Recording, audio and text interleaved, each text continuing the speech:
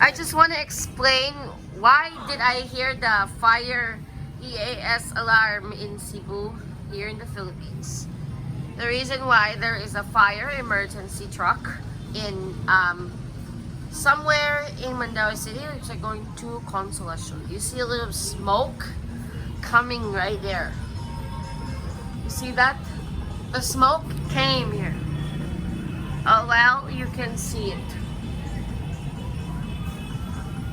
Oh wow, just look. There's smoke.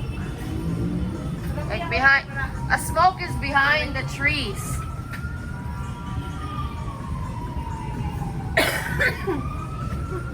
Bye. Kabaw na ko ati akong picturean ang sambaw. Oh what again? Fire alarm.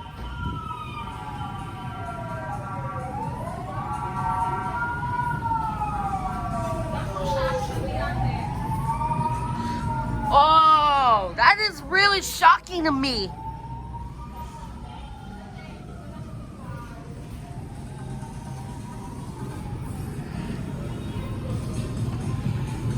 You can see guys in the Grand Mall.